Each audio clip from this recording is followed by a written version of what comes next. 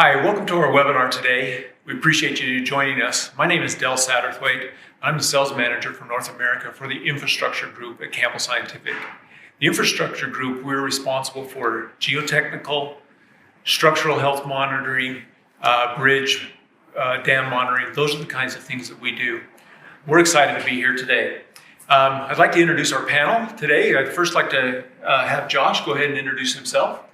Hello, my name is Josh Brown. I'm the manager of the infrastructure group at Campbell Scientific. I've been here since 2011, and it's a pleasure to work in the geotechnical and structural applications. Thanks, Josh. Appreciate that. Mike? My name is Michael Adams. I've been in this department at Campbell Scientific for 28 years now, senior application engineer. So I interface with a lot of our clients, customers, and regional offices. Thank you, Mike. Appreciate that. Scott? I'm Scott Cornelson. I've been here with Campbell Scientific for 16 years. I'm a senior design engineer and lead a lot of the design groups having to do with having to do with vibrating wire and other data logger products that support this market. Thank you, Scott. These are the guys with all the knowledge, so I'm going to be the one that's going to be asking the questions, and we're going to hear what we've got to say here. So as we begin this discussion, Mike, we're talking about VSPECT, but I think it would be best to start with an explanation about vibrating wire sensors and how they work. Can you explain that to us? Yeah, sure, Del. Vibrating wire sensors. That is a whole class of sensors built on a common principle of a tensioned steel wire that, when applied in various sensor technologies, will respond to the tension or the strain placed on that wire. This wire is excited through an electromagnetic coil, so an electromechanical resonation. And that's where the sensor gets its name. It vibrates, rings, or it resonates at a natural frequency. We then take that frequency and we measure that frequency to determine what that frequency is and derive engineering units. Okay. So a vibrating wire sensor versus other kinds of sensors, what makes it different or better? Or is it better? The vibrating wire sensor has many benefits. They've been manufactured since 1930. Wow. So it is a very proven technology. They offer very good stability, and that's why they're used in a lot of geotechnical applications. Vibrating wire sensors have a true return to zero. So, for instances, in bridge monitoring, you don't have the offset creep or the temperature drift you would typically see with other sensors. Okay. So how are they normally read or analyzed? So the typical method is to count pulses. So as the sensor resonates and rings, it's a sinusoidal waveform. And the traditional method is to count these pulses over a fixed period of time. Those number of pulses over time can help you derive mathematically the frequency of the sensor. So we're just counting pulses. That's typically how it's done. The typical way of doing it. Okay. Josh, can you tell us why are vibrating wire sensors such a great choice in long-term monitoring? Mike said that they were using them a lot more. Why are they such a great choice? Right. Yes, so vibrating wire sensors do have a long history and an unparalleled long-term stability, and this makes them suitable for these applications where a sensor is deployed and it's not physically possible to retrieve them, to replace them, or to perform future calibrations. And so pairing the sensor technology with Campbell Scientific data acquisition solutions helps infrastructure owners and operators to be efficient and to be safe and to improve their bottom line. Okay. So if we're looking at traditional ways of reading the sensors and just looking at pulses, we do something a little bit different. Scott, tell us a little bit about the time domain pulse count that Mike talked about, and then what makes it different with a Campbell Scientific data logger the way we read it? Yeah, that's a really great question. So the traditional way of using the time domain is very intuitive. It's simple. It's fairly easy to implement. And so it's been around for decades, right? And that's how people have sort of gotten accustomed to it. Well, what we've done here is we've taken a whole new level of analysis into looking at the signal coming out of that sensor. Let me show you a diagram. When you look at the signal coming out of that sensor, it's just a beautiful sinusoid, right? It comes out, as Mike had said, it's a harmonic device or a resonant device. And so it's very pure. It has one tone that comes off of it. And that signal, when you're doing it in the time domain, you're looking just at the point where it crosses the zero voltage line. And so you have this very small spot that determines the moment at which the cycle starts or ends, right? And then you measure the time till the next one starts or ends. And while that works, you're ignoring all this other information that is in the sinusoid. So this other information isn't helping you.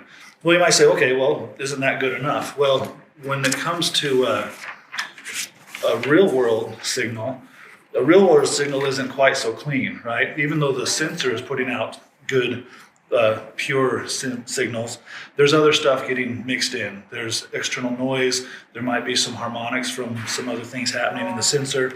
And so you end up with a sinusoid that's not so clean. And so when you look at that and try to decide what is the zero crossing point, now it's a little more uncertain. There's a lot of jitter. There's a lot of noise mixed in. And so your ability to measure that based only on the little tiny bit of information around that zero crossing becomes limited. And so the technology that we use with VSPECT uses a Fourier analysis in order to take into account the full waveform. So when you take that full waveform and do the Fourier transform, it takes all the information that's contained in there. It takes all the noise, takes all that stuff and breaks it down into its components of what frequencies they're tied to. And then you can analyze the signal based purely on its frequency content instead of its time domain content. And that, along with some additional work in interpolating the waveforms, meaning that in the frequency domain, we know what this beautiful sinusoid should look like, and noise doesn't quite look the same in terms of its shape. So we're able to discriminate, what the waveform shape should be, and we can also cut out the stuff that we know is not part of our signal. We can discriminate stuff that's coming in from other sources. We can discriminate stuff that's coming from the sensor that's not really part of the fundamental measurement. And so all of this gives you a measurement that has a precision that's orders of magnitude better, because you're taking into account all of that other data that was always there, you just weren't looking at it. And so it's great because there's no change to the sensor. The sensor's the same as it's always been. Sensors that have been installed for decades work perfectly well with this. It's just taking advantage of all that data that was already there and bringing it into the answer. And so you really can get a huge value out of existing infrastructure just by changing the way you measure it. Okay, great, Scott. That's really interesting. So current sensors you currently got, don't worry about those. We can continue to read what's currently there, but we read things a little bit differently with our VSPECT technology. Mm-hmm. So our VSPECT technology is patented technology. Josh, what are the advantages of using VSPECT and how we do things? Yeah, thanks for the question, Dale. And yeah, VSPECT is confidence in my mind. It's an ability for an owner or an operator to be confident in the measurement that they're making and to make that critical decision. It's long-term total cost of ownership, where you don't have to replace a sensor, or you don't have to consider a different technology. You can measure these sensors over the duration of a very long time. Okay, great. So if we look at VSPEC and the way we do things, Scott, and what you mentioned noise. Mm-hmm. We can hone in exactly on the measurement a little bit better, correct? Mm-hmm. So noise is one of the things that we see an advantage with VSPEC technology. What are some of those other things, just technically about the way we do the measurement that give us advantage there? Precision, precision, right? So as we're knocking the noise down in our signal, we can see the more subtle stuff that's happening. You can take and, you have these huge signals, if you have some big structure with a big truck driving across it, and you can, so it produces this great big signal on your sensor. Well, that's nice. It's good to know that there's a truck coming across it, but if you want to know the nuances of the truck, you want to see the axles, it's like, oh, okay, the first axle across the sensor, the second one. Well, if there's a lot of noise and stuff in there, you can't tell the difference. It just looks like a big blob, right, moving across your sensor. But with precision, as we knock the noise down and get really down into the fine details, you can see all the little things that are happening. Each axle as it crosses the sensor, the bumps in the road, the very, very fine details. You want to know the weights. If you want to measure the difference of a few pounds on an offset of a fully loaded semi truck, well, you can't do that if you have noise. But if you have really low noise and really good precision, you can tell those differences. You can resolve pounds of difference on a semi truck as it drives at full speed across a bridge. Great. So that kind of technical detail, Josh, with what you've been talking about as advantages as you're the owner of that project, those really tie in, gives you that level of confidence in what you're reading, what you're working with. That's right. Great. Mike, can you give us an example of a project where we worked with VSPECT technology? Yeah, I have quite a few projects. One in particular where VSPECT really stands out.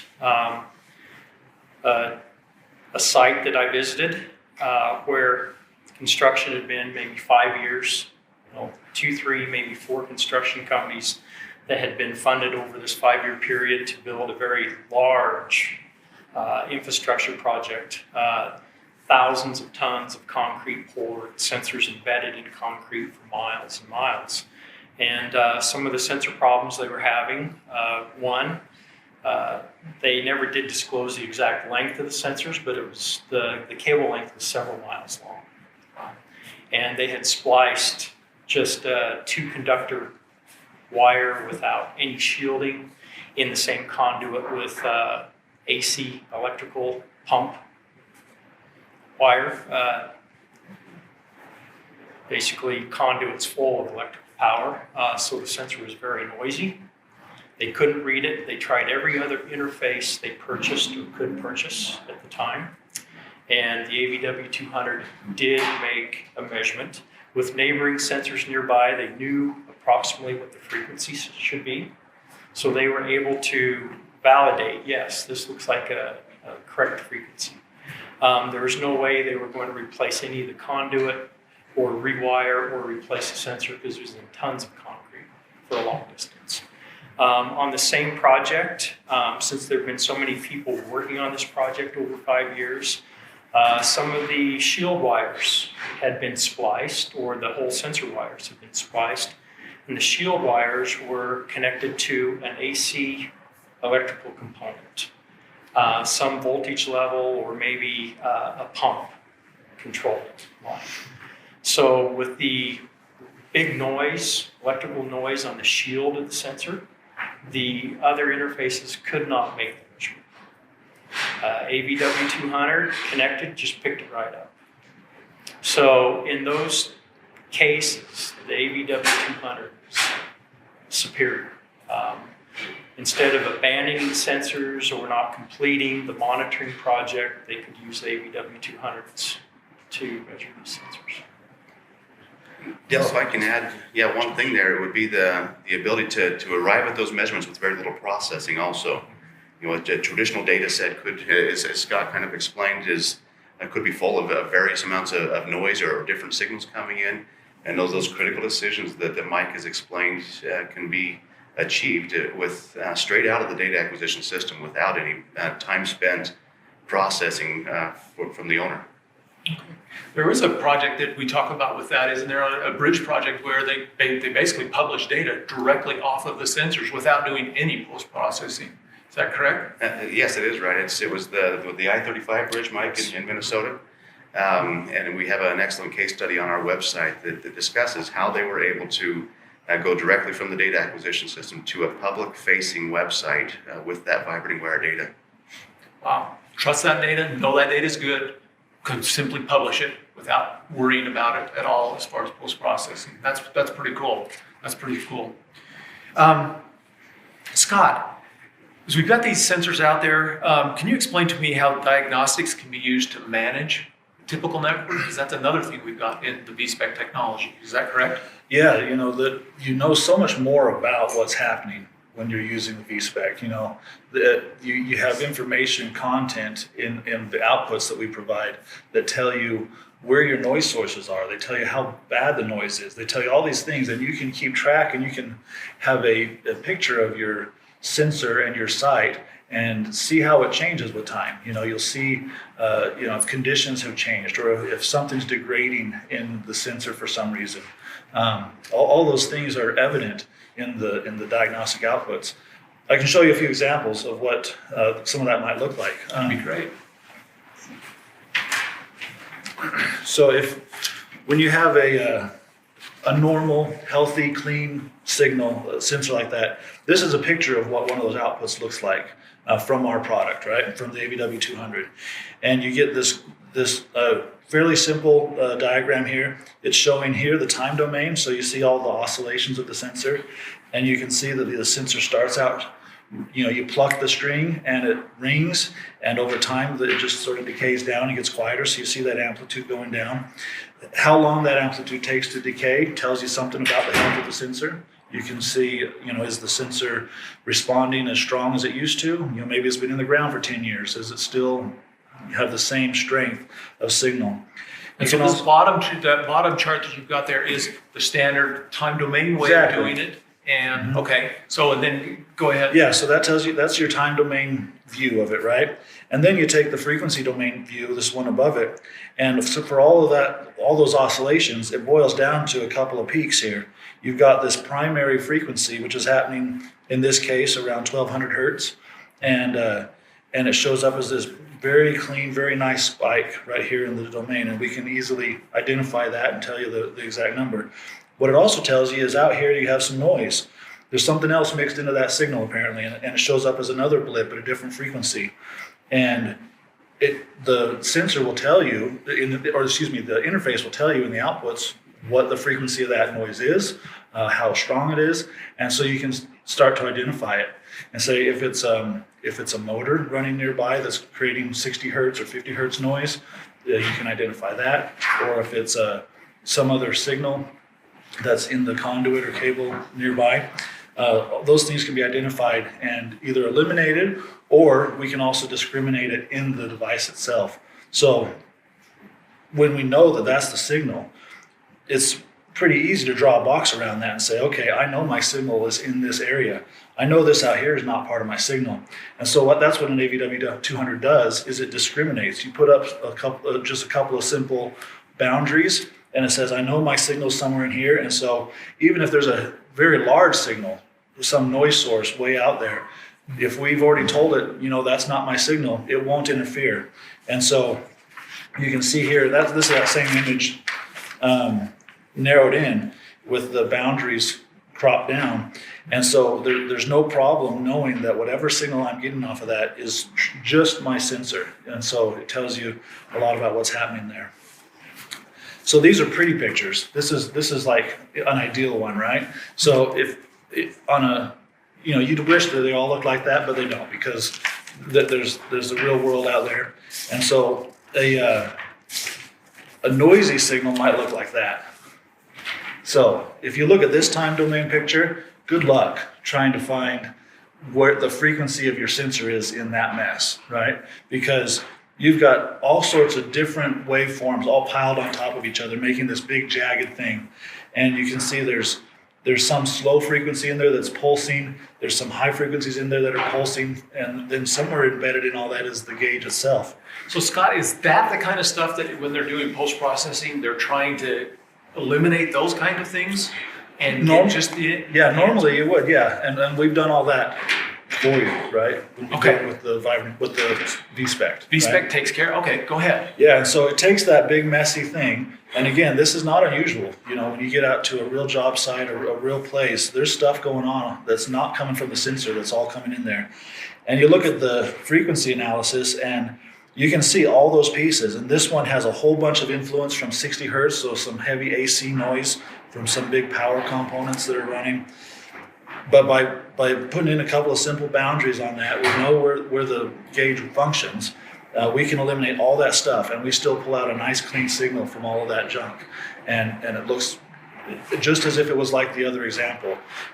All that noise doesn't influence your answer at all. And so you still get the precision, you still get the accuracy, and you don't have to do anything other than just when you turn it on and set it up, you just say, I know my frequency lives in this area, and that's it.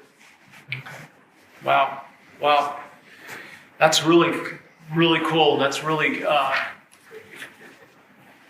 technology that can help you get your job done more quickly with more accuracy, I think, is really what I'm hearing and what we're talking about here today. And it's applicable to everybody, Del. Scott talks in terms of frequency and hertz and everything. It's that frequency that's used to derive that engineering unit that we can use. A pound or a microstrain or a distance, and it's so it really comes down to being very applicable and useful in many different applications. Yeah, and to that point, the VSPECT device, whether AVW200 or whichever device you're using, does that part too for you. You tell it what engineering unit it's going to convert to, and it comes out in that unit. You don't have to do any work with it afterwards. All that stuff's taken care of. Interesting. One of the other things we do with our technology is with dynamic vibrating wire, which is something that if you had to deal with all the noise of a time domain scenario, that would be very difficult to do, to be able to read a vibrating wire dynamically, wouldn't it? Yeah, and that's a fascinating subject, one that I love to talk about. It's really good. Probably not. I'm not going to give it all to you today. right now, but I will say though that it's an example of how using the same sensors that we've always had, the sensor itself has not changed. It's the same one that's been installed for decades and decades in all of these infrastructure systems. And all of a sudden, because of this technology, we can do something with that sensor that no one dreamed of before.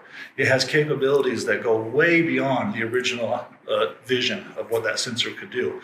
Because it turns out the sensor itself was always capable of doing it. It's just that the instrument reading it didn't know how to extract that information from that signal that was already there. And so, yeah, dynamic applications are now possible with vibrating wire sensors, which wasn't even a thing before. So. Wow, that's right. We have customers who have converted static projects, monitoring projects, into dynamic with just the swap out of the measurement device. So all their infrastructure stays, everything that they've buried, that they've grouted in, Everything all stays the same. They just have a different way of reading it. Yep. And it's only available at Campbell Scientific. If you wanted to know whether this technology would help you, what's the quickest way to do that?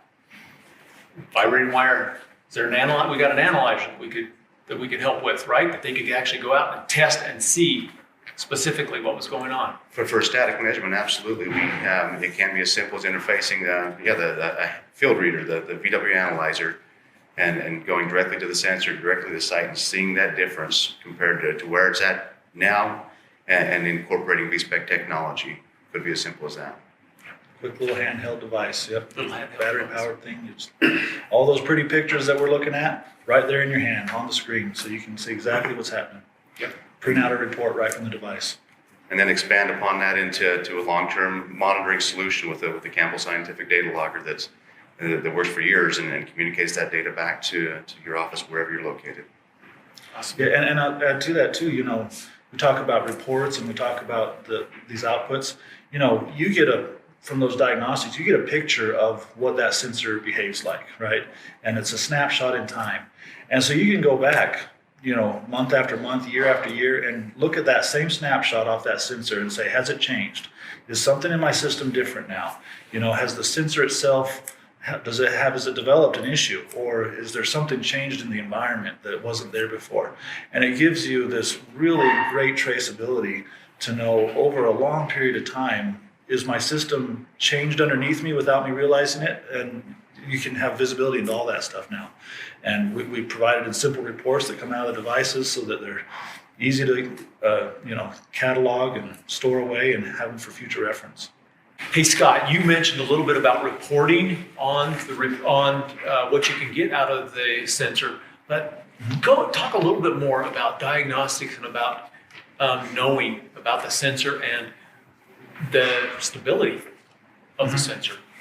Sure, yeah. So we've seen those waveforms. There's a lot of information there. They're really interesting to look at if you like waveforms, right? But sometimes you just want a number, right? You just want something quick that tells you, how's this thing doing? Well, all those waveforms, we boil it down into a handful of just diagnostic numbers that it's going to tell you in a real-time, continual basis, just what's the background, what's happening with this thing. So it'll tell you, you'll tell you your primary measurement, of course, but then right mixed in there with the real-time data is your predominant noise source and all the other background that it's looking at. It tells you what's the frequency of my biggest noise source, what's the strength of my biggest noise source. And from right there, if you're looking at a long series of data, you're a guy that's in the field that's, been monitoring some site for months, years, whatever, you don't have to worry about all the waveforms and everything. You can just keep track of a few of those numbers and see how they change over time.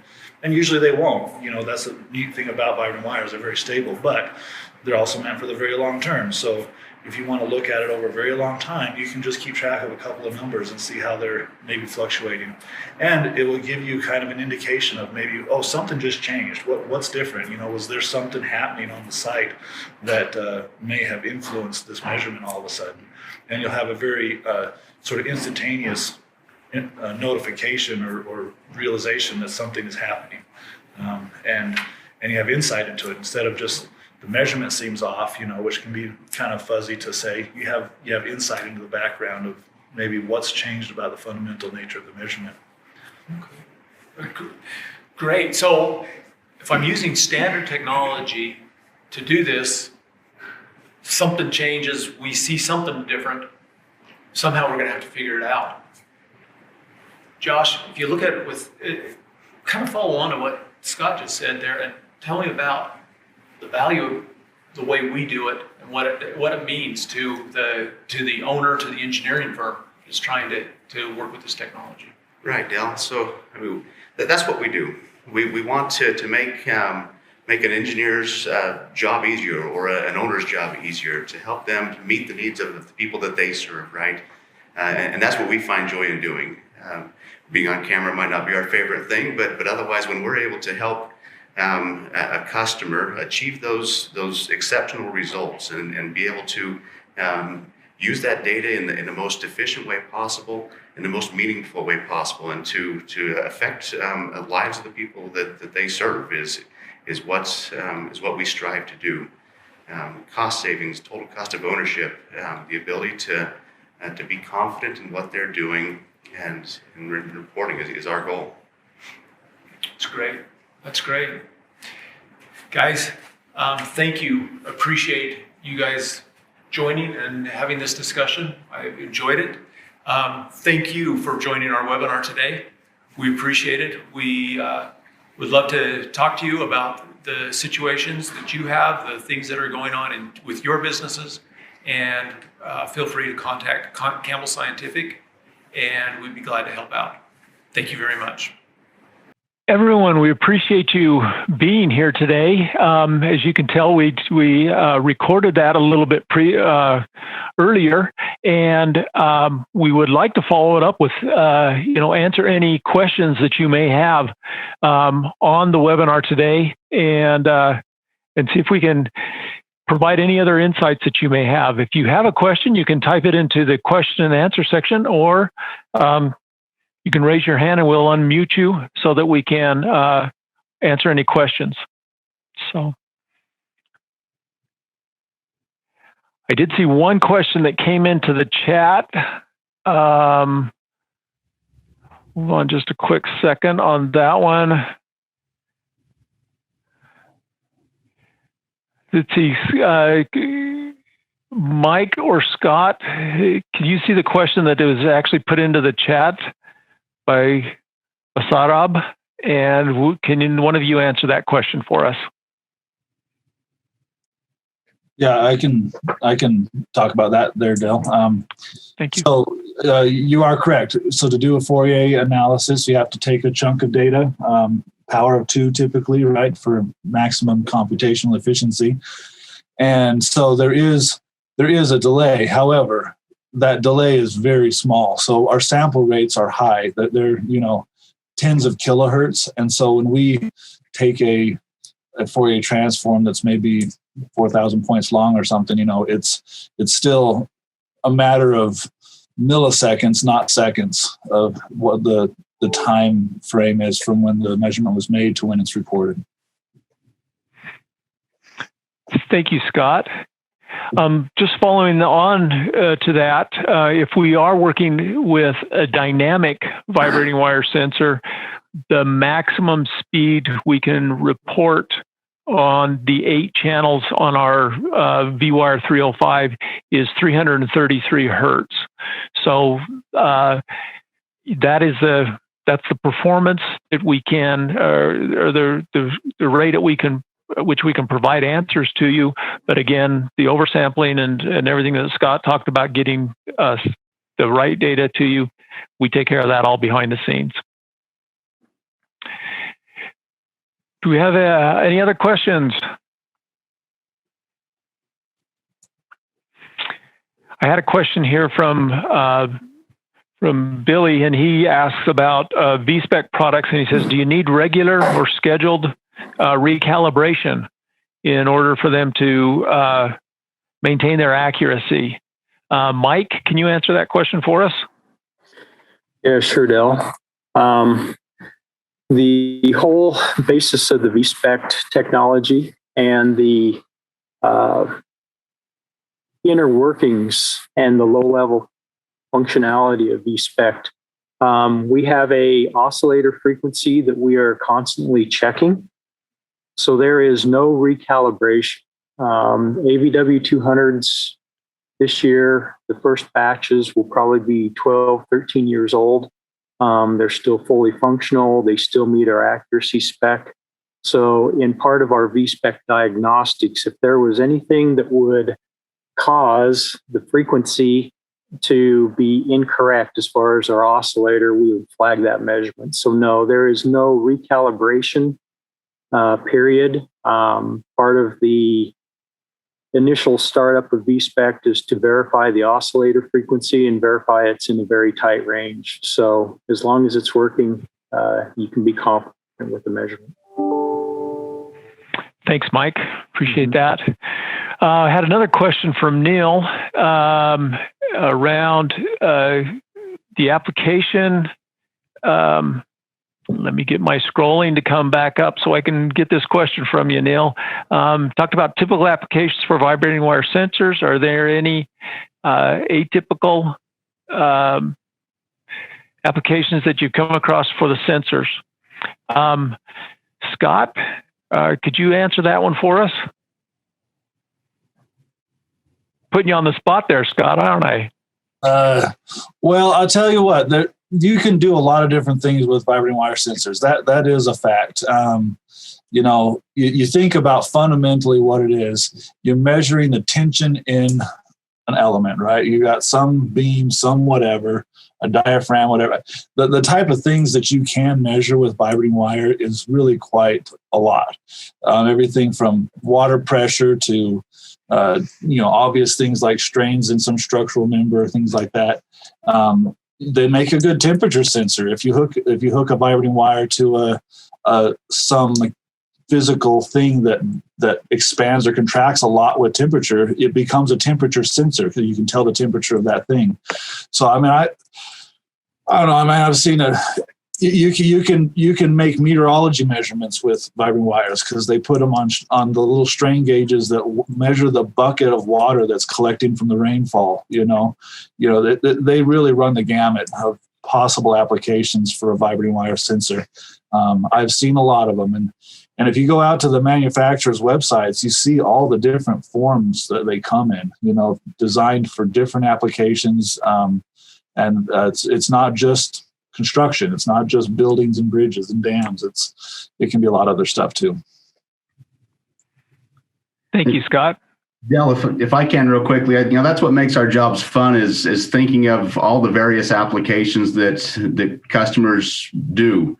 All of you on the call here today, it's not uncommon to receive a phone call from a customer where they describe an application using a Campbell Scientific data logger, and in the back of my mind, I'm thinking, I didn't know our data logger could do that, and they're doing it, right? And so like Scott said, the applications can vary as widely as you can imagine.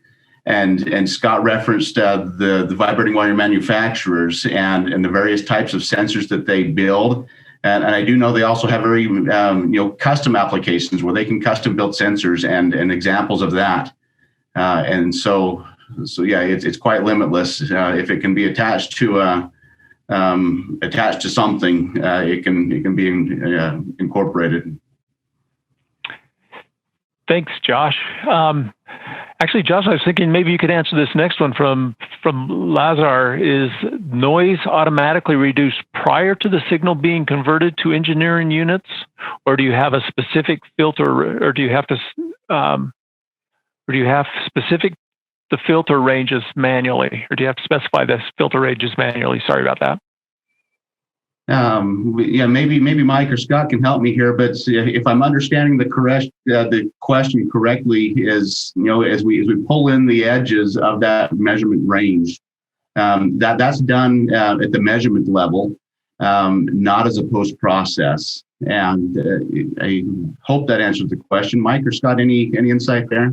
Yeah, I'll add a little bit to that, Josh, but you're right. So the measurements are reduced prior to being converted to engineering units. And in fact, when Scott was showing his diagram of the very noisy measurement with all the AC noise, you notice that he adjusted the filter ranges. So the default, and a lot of people run the default VSPECT frequency suite, which is 450 hertz to 6,500 hertz.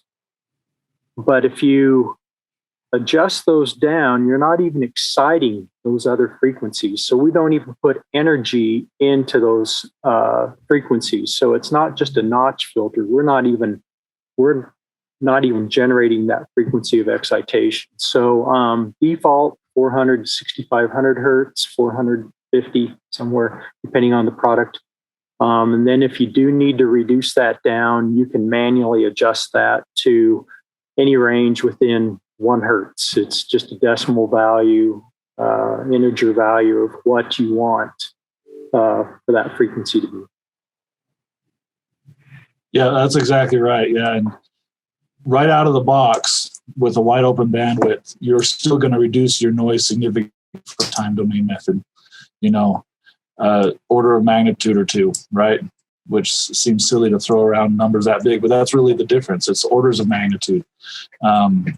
And that's without any effort on your part. And then if you want it even better, you pull in the sides of those filters and you get even better from there. Thanks, Scott and Mike. We have another question from Michael. Can you use a CR6 to pick up a known frequency without sending a voltage? Use it as an oscillator, somewhat as an oscillator. Oscilloscope. Oscilloscope. Thank you. Yeah. I guess I need to read that a little bit better. Scott, can you help us with that one? Sure. The answer is yes, you can do it. The signal has to come from something, right? It really can. This gets into some of the weird stuff, but we've measured different things. You have some sensors that have another source of excitation involved, and there's ways to measure it. It really comes down to an application-specific thing that we could work through and figure out. But no, the technology works as long as something's ringing. How it got ringing is selectable, I suppose. But it does. We'd have to look at it real specifically to know how to do it for your need, because it has to have some kind of auto resonance of its own if you're not going to pluck the string with the CR6. Thank you, Scott. The next question, Josh, can you take this one? Which CSI data logger works best with the AVW200? Yes, absolutely. So the AVW200 is a really neat device. It can actually function by itself, and it can be deployed as a remote node with a radio, for example, and transmit that data back to a base station. And so it can function by itself, or be incorporated directly to a data logger, is indicated here. The older CR800 data logger or the CR1000 data loggers are excellent choices. The CR1000X is an excellent data logger to interface with the AVW200. The CR6 can also interface with an AVW200, but keep in mind that the CR6 is capable of making that vibrating wire measurement on board the data logger, and so it does not need the AVW200 interface to facilitate the measurement. Lately, there has been a lot of interest and use of the CR300 data logger. It's our lowest cost data logger. And several of you are aware of the global part shortages that is somewhat affecting our CR300 series at this point in time, but nonetheless remains a great option. And so compatible across the board. It just depends on other measurements you're perhaps making or adding into the system or price range. So I guess I didn't say which one works best because they all work equally well. Perfect. So Josh, let's follow that up just real quickly. If we have a lot of sensors that we need to measure, can we use the AVW200 with a multiplexer and read multiple sensors? Great question and great add-on. Yes. So the AVW200 itself can make 2 vibrating wire measurements, including their thermistors, directly, or you can add up to 2 multiplexers. And so the AM1632B Campbell Scientific multiplexer is capable of 16 vibrating wire measurements with their thermistors. And so by adding 2 multiplexers to the AVW200, you could achieve 32 vibrating wire sensor measurements. Perfect, Josh. Thank you. We have another question from Michael. But the question was, is there any documentation that helps choose a vibrating wire pressure sensor over other types, like a CS451 sensor, and that helps decide the pros and cons between the sensor types? Josh or Mike, one of you two of you want to take that one? Sure. I'll take it, Josh. Sure. I don't know if there's any document that comes right out and says one is better than the other, but some of the pressure sensors like the CS451 require recalibration, or we recommend every 2 years. As Josh mentioned in the VSPECT video, a lot of the vibrating wire sensors are grouted in place. You'll never remove those. So therefore, the vibrating wire sensor never needs recalibrating. So there is a big advantage there. If it's a deployment where you will never have access to that sensor or it's limited, you don't want to have to recalibrate, the vibrating wire sensor would be the perfect choice for that. But I don't think there's any document that does a side-by-side comparison unless the vibrating wire sensor companies have anything on their website that show like a strain gauge-based pressure transducer versus a vibrating wire. Right, and specific to the CS451, Michael, is we have a great deal of confidence in the CS451. It's a sensor that we manufacture here, right? But it includes electronics embedded with the sensor, right? And the vibrating wire manufacturers have gone to such great detail in making a rugged vibrating wire sensor.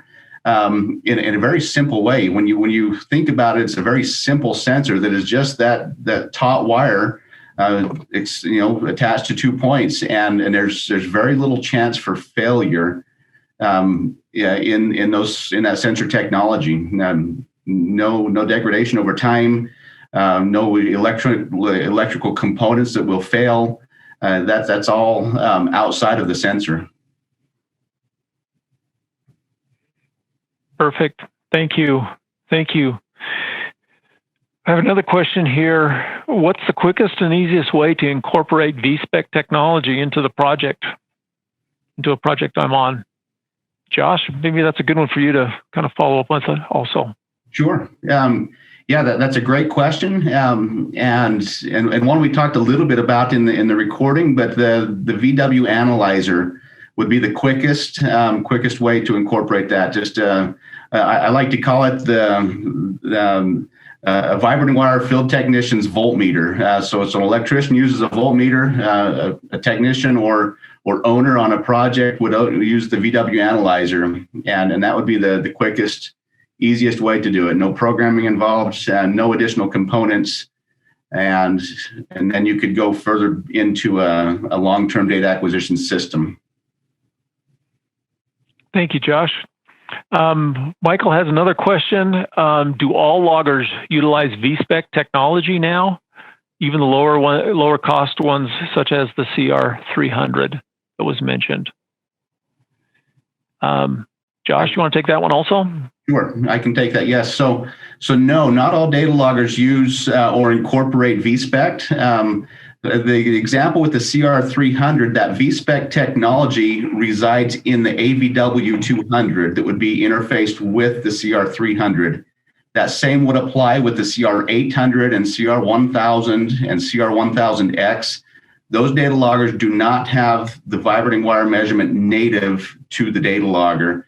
So you have to add the AVW200, or we've talked a little bit about the dynamic measurement, the VWire 305. Those interfaces that are added to the data logger are what include VSPECT technology. The CR6 or the CRVW3 are vibrating wire data loggers, and those do include the VSPECT technology. Perfect. Thank you, Josh. And I'm not sure if others have seen this, but this is what the VW analyzer looks like. It is simply the handheld device with the cable that connects it up to the sensor that you want to test. Leave the sensor right where it is, just unhook the wires, plug it in, test it. You can tell you exactly what's going on with that sensor with the handheld VW analyzer tool. Let's see, do we have any other questions? It looks like we are good. We've got everything covered today. I would like to thank you all for joining. If you have any other questions about VSPECT, about data acquisition systems from Campbell Scientific, you can contact us at 435-227-9040. And I also just put that into the chat so everyone can see that. But that will get you directly to the infrastructure group, which is responsible for this technology. So we appreciate your time and taking the time to join us. Thank you very much and have a great day.